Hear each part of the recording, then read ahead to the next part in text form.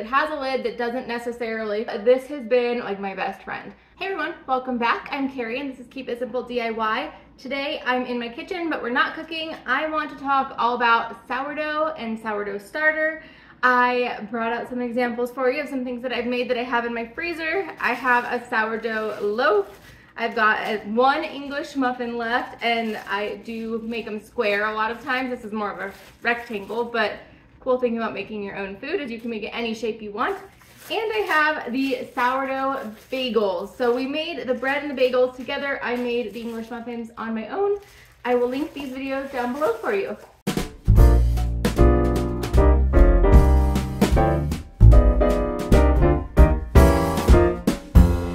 So today I'm going to tell you all the tips that I know about sourdough. I have become obsessed with sourdough, you guys. I used to use yeast like it was going out of style, buy it in the 1 pound bags, and I haven't been using it hardly at all. 1 pound of yeast fits into like a pint and a half, and so I have a pint and a half of yeast still in my freezer. That's where I keep it because it keeps it longer. But sourdough, you just don't need the yeast. And I've found that with sourdough, I'm really enjoying the timing of it. So with a regular like loaf of bread or something, you have to let it rise and then shape it and let it rise again and then put it in the oven. So like if you want something early in the morning, it's like, how are you even gonna do it? Like you have to start so early just to have like cinnamon rolls by 9 a.m. So with sourdough though, I've found that you can prep it the night before. I mean, you could do that with any bread probably, but with sourdough, it just naturally fits into the scheduling of it. You know, you feed your starter one day, the next day you can just make whatever you want to make, the dough, and then the next day you can shape it and cook it, and you don't have to do everything all at once, and that really works well for me. So let's talk about starting out with a sourdough starter. I've grabbed out a few tools. I'm going to talk about all the tools that you need and all the tools that you also don't need.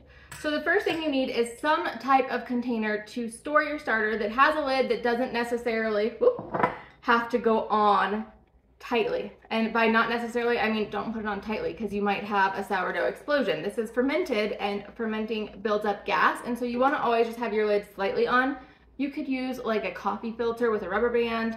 You know, lots of different options there, but just some container. It doesn't matter if it's plastic, if it's glass. Online they sell these kits that are like $30, $40. That's completely unnecessary. Some things I think are helpful, some not so much, but just a glass, some type of glass, and then some way of marking where your starter was. And so I'm using a rubber band. I've also used just a wet erase marker in the past to mark. And so that is what I choose to use. This is just a quart jar. And you also need a mixing bowl, of course. It doesn't have to be anything fancy. I just use a regular like Pyrex style glass bowl. I don't think it's Pyrex brand, but just a glass bowl is what I use. I've also used, a plastic bowl too. It doesn't matter what kind of bowl, as long as it's big enough for what you're working with. And then also for proofing your dough, I don't have them down here because I've done so much sourdough cooking, but I like to use a flour sack dishcloth just in a regular old bowl. They do sell Bannetons, and I've just found they're expensive, and I have bowls already, so I don't necessarily need both. So I used to use a flour sack dishcloth, and I put it in the bowl, put some rice flour on it, and we are good to go. Other tools that you don't need, you need something to mix the dough with. Now this is a Danish dough whisk. I've found that I love it for sourdough. This has been like my best friend, but you don't need this. You could use any type of spoon, you could use your hands, and that'll help you get started with sourdough. Now a scale, you don't necessarily need a scale, but I'm gonna say having a scale is probably my top extra that I think you should get, even before the dough whisk. I would say a scale is definitely high up there on the list of this would be one of the first things you want to get. And if you don't get it, that's fine. You can still make it work. Sourdough is forgiving, but a scale is definitely the way to go if you can. I think I got this scale for like $5 on Amazon. And then you also need a way to score your dough. And I have this lame, and honestly, I don't love it. So I don't like how it curves the blade. And so if you're going to get one, I would say get one that has like that's smaller and it keeps the blade straight so you can be more precise. but realistically, you don't even need this. You could use a knife, you could use scissors, you could use anything that's sharp around your house that you have that of course is food safe. Now I've come into the pantry to talk about the ingredients that you would need. So online you'll see a ton of information about sourdough and what types of flour and what types of water. There's also potato starters. Those are completely different. I'm not talking about those today because I know absolutely nothing about them. But for a sourdough starter that is water, flour, salt, you need to have flour, of course. Now you'll see that they say you need unbleached flour, you need a very specific organic. I'm gonna tell you, you don't. It's forgiving. I've been using just regular all-purpose flour, and a lot of times I have bleached flour and everything works just fine. So if you're stressing over the type of flour to get and how expensive it could possibly be, don't. Just get whatever flour you usually have in your house. That'll work just fine. You could also use other kind of flours aside from just regular all-purpose. You could use rye, you could use wheat. I'm not an expert on those, I've never used them, so I'm just going to be talking about just regular flour. You can use any kind of salt you want, iodized salt, sea salt, anything you have works perfectly. I've used the run of them all. And then water, you'll also see online that people like to say that you have to use filtered water or bottled water because of all the chemicals in the water. And while yes, you could have a harder time using just tap water, I just use my tap water and I've never had a problem. My starter's been going, it's not terribly old, it's been going since February, and so it's about 10 months old now, and I haven't had any issues just using regular old tap water. And the reason I decided to start it with tap water and regular flour is because that's what I've had. Flour and water and having the right kinds could be a barrier to entry, and I just wanted it to be easy, and one day I was like, you know what? I am going to try it. I am going to try to make my sourdough starter, and we will see how it goes. Now, if you are starting your starter for the first time, there's a few things that you need to know. To start a starter, you can do it a couple different ways. There are already hydrated starters that you can buy online. There's also dehydrated starters that you could buy online, and you could hydrate them yourself. I've chosen, when I did mine, to just start it from scratch though, which is the third option. It's the cheapest option, but it's also the most time-intensive option. So to start a starter, all you do is you mix water and flour together. It is a 1-to-1 ratio based off of weight. Now, if you don't have a scale yet and you want to start, you can. Just change the ratio to be 2-to-1 based on cups. So do 2 parts flour to 1 part water. Water is heavier than flour, and so we want to make sure that if we're doing weight, we're not doing 1-to-1, we're doing 2-to-1. And so, for example, if you were to put half a cup of flour, you would only want a 1/4 cup of water. But as I stated before, if you can get a scale, because the scale just takes the guesswork out, you could do 25 grams of each, call it a day, and we're good. So day 1, what you want to do is just mix those together, and that's it. And then you'll let it sit. On day 2, you want to expand the ratio. Instead of just being 1-to-1 with the flour and water, we're going to say 1-to-1-to-1. So it's going to be 1 part starter to 1 part flour to 1 part water. And remember, if you're doing by cups, you have to increase the flour, basically double the flour. Instead of doing 1-to-1, do it 2. So with this is where you can get into the pickle of having so much starter. So in your first week, you're not using your starter, you're just building it, and you want to be discarding. So I would say definitely start with really small amounts so that you're not wasting. So if you keep just the tiniest amount going, what you want to do is discard half, so just throw half of it away, and then whatever you have, whatever amount, that's how much water you want, and that's how much flour you want. So if I had 20 grams of starter, I want to discard 10 of it, so we have 10 left. And then I would want to add 10 grams of water and 10 grams of flour.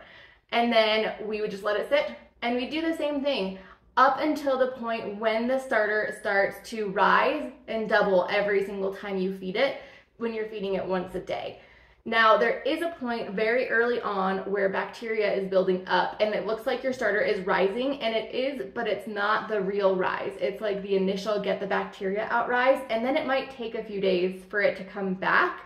And so just be patient through that period until you get to the point where your starter is doubling every, time you feed it after 4 to 8 hours or so. Once you have an active starter, you are good to start making bread. I know a lot of people get really intimidated at this point, but just go for it. The worst thing that happens is your bread doesn't turn out, and so be it. But any bread I've made has tasted fantastic, even if it was a little on the ugly side. So once your starter is active, you can choose how often you want to use it. So you can keep it on the counter and feed it every day or two and keep using it constantly. So every time you feed it, you are making more. You're basically tripling what you have every single time that you feed it. But when you're feeding it, you want to make sure that you're also using it. That way you're not wasting your starter. Now, before we dig in too much to that, I do want to mention discarding at this point. Once your starter is active, you don't even have to discard. You can just use it. So right now I have 180 grams in here, which is a lot of starter. Usually I like to keep around 50 grams to 75 grams. And that way when I feed it, if it's 50 grams, I can feed it 50 grams of water, 50 grams of flour, and then I have 150 grams. I can use that to make 2 loaves of bread with 50 grams each and still have 50 left over. Or I can use that in something that needs 100 grams and still have 50 left over. So when you're thinking about what you want to make, you can think about how many grams you would need and then just use that. That way you don't have to get into the issue of I have so much and I need to discard. So if I only wanted a little bit now, I could discard like half of this and use it in a discard recipe or anything, or I could just feed it and then make a ton of stuff.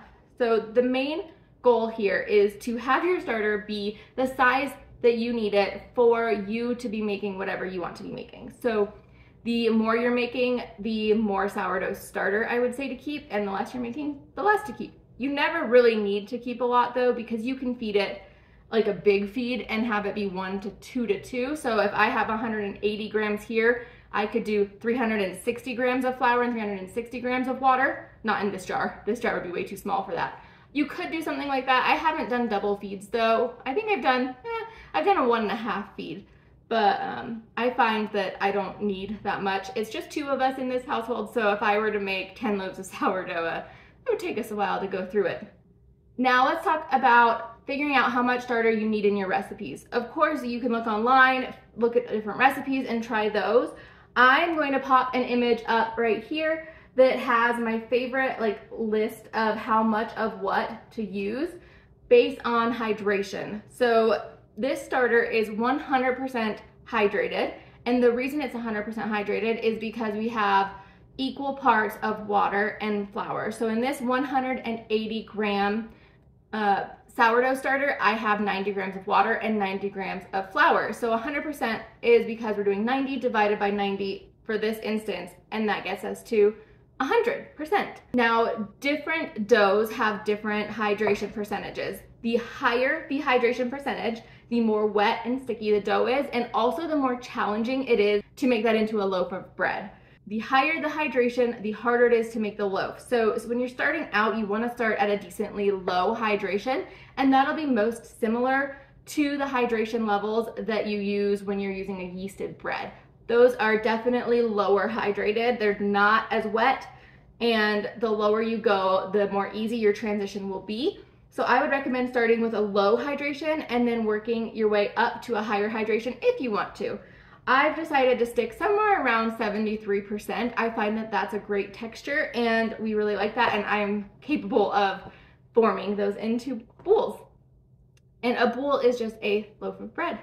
Something else that you need when you are going to be making sourdough is a way to cook your sourdough. Now, you don't necessarily need to have a Dutch oven to do sourdough. You could open bake a loaf on top of a pizza stone, or you could just form your loaf into a regular loaf pan and cook it that way. It wouldn't give you exactly the same texture as like that artisan crispy bowl, but it would still be sourdough bread and it's still just as delicious no matter what shape or what form you cook it in. So as long as you have something to cook it with, then it will be fine. Okay, this video is actually getting way longer than I thought it was going to. I didn't realize I could just talk your ear off all about sourdough. So I'm going to leave this video here, and then we will pick up with making your dough and mixing your dough in the next video. If you enjoyed this video, please give it a thumbs up. If you're new here and haven't yet, please subscribe. I'd love to see you, and I'll see you next time. Bye-bye.